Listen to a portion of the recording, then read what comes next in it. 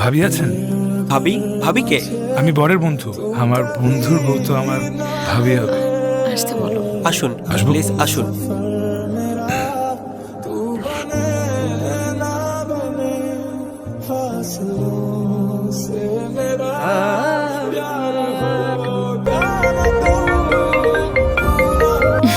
অপু, এক পাগল। এখন এটাকে একটা বিয়ে বাড়ি মনে হচ্ছে। মা তোর সাথে কথা বলবে। হ্যাঁ? আপনি আসলেন না কেন বলেন তো? আসলে হইছে কি বাবা, শরীরটা বিশেষ বালা না। আমি আপনার মানে আপনার পেটে ধরা সন্তান না, কিন্তু আপনি যদি সেদিন অপুকে কিডনি দিতে বাধা দিতেন তাহলে কি আমার জীবনটা বাঁচত? এই জীবনটা তো আপনাদেরই না। আপনি যদি আসতেন, সিরিয়াসলি আমি অনেক খুশি হতাম। তুমি বিয়া কইরা বউ নিয়া বাড়ি আয়ো, আমি আয়াম। ঠিক আছে মা, ভালো থাকবেন। এই সাবধানে, আবার মেরে দিস না। আর মারতেছি না, বিয়ে করতে গেছি। আরে জানো, আজকে আমার সব থেকে প্রাণের বন্ধু বিয়ে, বরযাত্রী হয়ে সাথে যাচ্ছে। তোমার বিয়েতে তোমার বন্ধু বরযাত্রী হয়ে আসবে তো? এই তুই আমাদের বিয়েতে বরযাত্রী হয়ে যাবি তো? যাবো না মানে? বাবু ভাবিকে বলে রাখ আমি এখন থেকেই রেডি বরযাত্রী হয়ে যাওয়ার জন্য। ও বলছো ও এখন থেকেই রেডি। সাবধানে যাও। I love you too. কেন যে অ্যারেঞ্জ ম্যারেজ করতে গেলাম? আচ্ছা, আমাদের হবু ভাবি দেখতে কেমন সেটা তো কখনো বললি না, শুধু বললি প্রেম করতেছিস, শেষ। ফোনে যতটুকু দেখেছি দেখতে একদম চাঁদের মতো। অনলাইনে পরিচয়, অনলাইনে প্রেম। হ্যাঁ বন্ধু বল।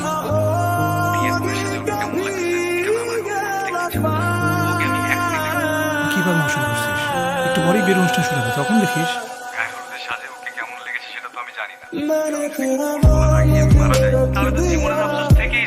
কি আবার তোর বলছিস? আমি এখনই ব্যবস্থা করছি। ভাবি আছেন? ভাবি? ভাবি কে?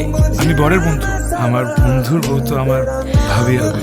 আসতে বলো। আসুন, আসবো? প্লিজ আসুন।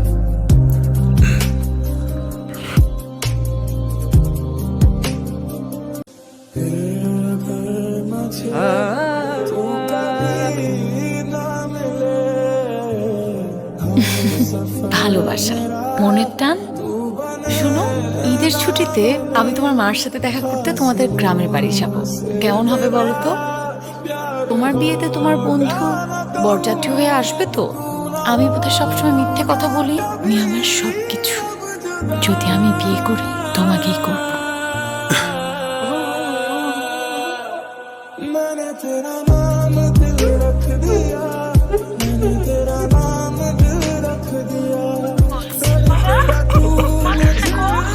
বাবা কেসে তো মারে খুললে খো।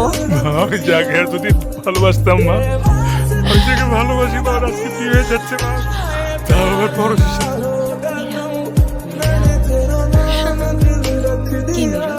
অনলাইনে নামে বেনামে কতগুলা ছেলের সাথে প্রেম করছো মনে পড়ছে না? আর কতগুলা ছেলেকে তুমি ভালোবাসার ব্লাড দেখিয়ে বলেছো যে তুমি তাকে বিয়ে করবে। আচ্ছা, অপুর দোষ কি ছিল? অপু তোমাকে বিশ্বাস করেছে, তোমাকে ভালোবেসেছে।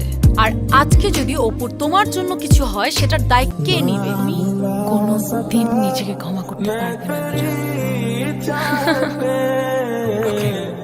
তোমার সাথে আমার জরুরি কিছু কথা আছে, এসো। তখন আমি এসএসসি পরীক্ষা দিই, একটা ছেলের সাথে আমার সম্পর্ক ছিল। 3 বছরের সম্পর্ক। যেদিন আমি আরেক মেয়ের সাথে ওকে একইভাবে দেখতে পারি, তারপর আমি ফেসবুকে নামে বেনামে অ্যাকাউন্ট খুলে প্রত্যেকটা মানুষের সাথে রাসেলের মতো প্রতারণা করা শুরু করলাম। রাসেল আমার সাথে যাই করেছে, আমিও সেই ছেলেগুলোর সাথে সেম কাজটা করতাম। এটা ছিল আমার কাছে এক ধরনের প্রতিশোধ। কিন্তু আজকের দিনটা না আসলে আমি বুঝতাম না যে সবাই রাসেলের মতো না। আপনি কি বলছেন? আপনি নিজে বুঝতে পারছেন? আমি যদি বিয়ে করি, আমি তোমাকেই বিয়ে করব। কিছুক্ষণ পর আপনার বিয়ে। তুই কেন আসলি এখানে? হ্যাঁ, আমি তো আর ভাবিকে রাজি করে ফেলছিলাম তোর সাথে দেখা করার জন্য। ভাবিকে কি সুন্দর লাগছে। Excuse me? এবার ইচ্ছে পূরণ হয়েছে তো, এখন চল কবুল বলে ভাবিকে আপন করে নিই। আমি যদি বিয়ে করি, আমি তোমাকেই বিয়ে করব। কি হচ্ছে?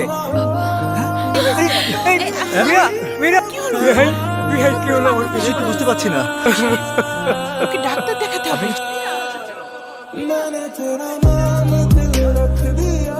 ঘটনা ঘটনাটা যখন ঘটেই গেছে তখন সত্যটা লুকিয়ে রেখে কোনো লাভ নেই। আপনারা আমাকে মাফ করে দেন। কি বলতেছেন আঙ্কেল এইসব এখন? মীরা আসলে ক্যান্সারের। ক্যান্সার? ডাক্তার বলে দিয়েছিল ও মাত্র 3 মাস বাঁচবে। 3 মাস হতে এখনো 15টা দিন, এর মধ্যে সব ঘটে গেল। বাবা, আমি তোমার উপর অনেক বিশ্বাস করেছি। আজকে তোমার জন্য আমার পুরো জীবনটা নষ্ট হয়ে যাচ্ছিল। আল্লাহ আমাকে নিজের হাতে বাঁচিয়েছে। এই রকম একটা অসুস্থ মেয়ের সাথে আপনি আমাকে বিয়ে দিতে চেয়েছেন। এই, তুই না ভাবিকে ভালোবাসিস? কিভাবে বলতে পারলি এই কথাটা? পাগলের সাথে বিয়ে দিবি মানে? জীবনটা আবেগের না, বাস্তবের। শখ, তাদের মেয়ে সংসার করবে। একটা মানুষ যদি 1 সেকেন্ডের জন্য বাঁচে, তার শখ পূরণ করার অধিকার আছে। আপনার মতো একজন সম্মানী লোক এমন একটা জঘন্য কাজ করতে পারে, এটা ভাবলে আমার লজ্জা হচ্ছে। তুই এখনো বসে আছিস কেন? চল। মীরার শেষ পর্যন্ত দেখে তারপর যাবো। মাঝে মধ্যে তোর এরকম আবেগের কথা না একদম ভালো লাগে না।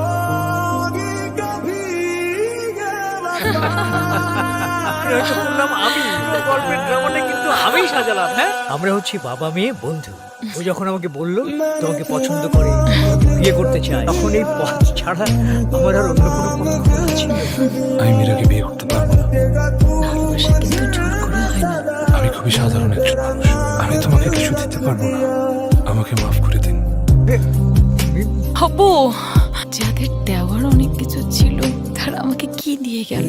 হবু, আমি শুধু তোর বুকে একটু স্থান চাই, কিচ্ছু না। বরযাত্রী হয়ে এসে নিজেই বড় হয়ে যাবো, এটা কখনো স্বপ্ন চিন্তা করিনি।